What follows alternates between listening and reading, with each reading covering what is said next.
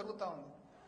ఏమేదేనంటే మొట్టమొదటిసారిగా చరిత్రలో ఎప్పుడు కూడా లేదు, ఈ ఏపీఎండిసి ఖనిజాభివృద్ధి సంస్థ అప్పు చేసే దానికోసము ఆర్బీఐ డైరెక్ట్ డెబిట్ మ్యాండేట్ అని ఇవ్వడం జరిగింది. అంటే అర్థమేమి, ప్రతి రాష్ట్రానికి కూడా బ్యాంక్ ఖాతా ఎవరి దగ్గర ఉంటుంది?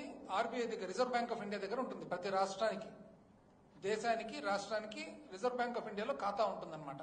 ఎట్లయితే మనందరికి కూడా సేవింగ్స్ అకౌంటు, బ్యాంక్ అకౌంటు ఉంటుందో రాష్ట్రానికి ఆర్బీఐలో ఉంటుంది.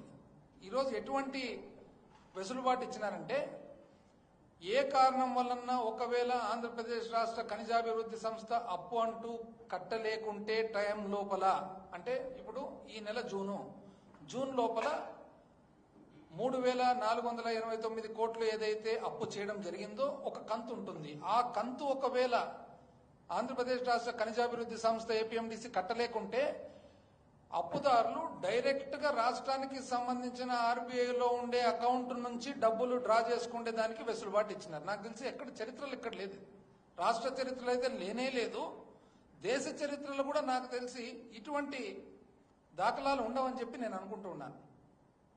ఎంత అన్యాయం అండి! ఇప్పుడు దీనివల్ల మీరు చేస్తున్నదేమి? రాజ్యాంగ ఉల్లంఘన. రాజ్యాంగంలో 2003, 2004 ఆర్టికల్స్ ఏం చెప్తాయి? ఏ ఒక్క రూపాయి గాని రాష్ట్ర ఖజానాలో నుంచి బయటకు తీసుకోవాలంటే అసెంబ్లీ, ఇప్పుడు అసెంబ్లీకి అంత ప్రాముఖ్యత ఎందుకు? పార్లమెంటుకు అంత ప్రాముఖ్యత ఎందుకు? ఎన్నో బాధ్యతల్లో భాగంగా రాష్ట్రంలో, దేశంలో ఉన్న ప్రతి పౌరునికి సంబంధించిన ధనము కానీ వారి శ్రేయస్సు కానీ వాళ్ళ చేతుల్లో పెట్టడం జరుగుతుంది 5 సంవత్సరాల కాలపరిమితి.